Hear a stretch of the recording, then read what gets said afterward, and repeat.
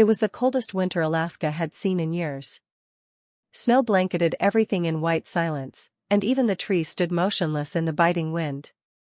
Nora Jensen, a wildlife photographer and solitary nature enthusiast, had been staying in a remote cabin for the last 3 weeks, waiting to capture images of the elusive gray wolves that roamed the wilderness. Early one morning, just as the first light of dawn began to stretch across the horizon, Nora set out with her camera. The forest was quiet, except for the occasional rustle of branches heavy with snow. She was used to solitude, but that morning, something felt different, like the land itself was holding its breath. Then, she saw it. A large gray wolf emerged from the tree line, its powerful legs moving slowly through the snow. But it wasn't alone. It was dragging something behind it. Nora squinted through her camera lens, trying to make out what the wolf was hauling. It was a duffel bag. Old, weather-worn, and stained with something dark. The wolf's muzzle was wrapped tightly around the strap, and its amber eyes were filled with determination. Nora's instincts told her to stay hidden, but her curiosity overpowered her.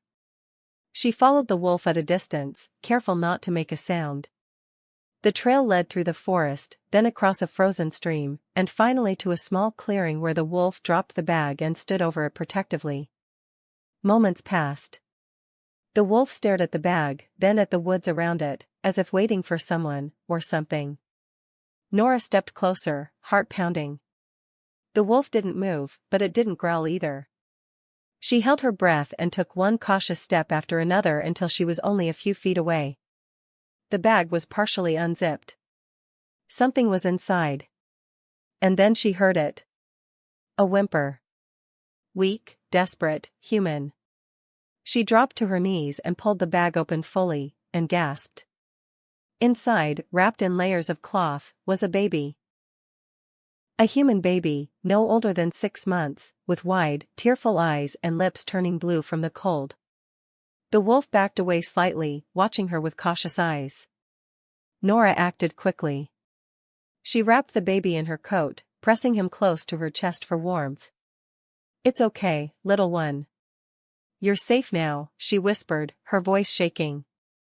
The wolf gave a low, almost mournful howl, then turned and disappeared into the trees. Hours later, Nora sat by the fire in her cabin, the baby cradled in her arms, still wrapped tightly in wool blankets. She had called for help using her emergency satellite phone. Authorities were on their way, but she couldn't stop thinking about the wolf. The police later uncovered the mystery. A nearby cabin, abandoned after an illegal squatter had died in the storm, held clues. The man had apparently taken the baby after some sort of domestic dispute in a nearby town, hiding. It was unclear how the baby survived, or how the wolf came to find him. One officer suggested the animal had found the child abandoned and simply dragged him for food. But Nora shook her head. "No," she said quietly. "That wolf was protecting him. It knew where to bring him." Somewhere deep in the forest, she imagined the wolf watching, its mission complete.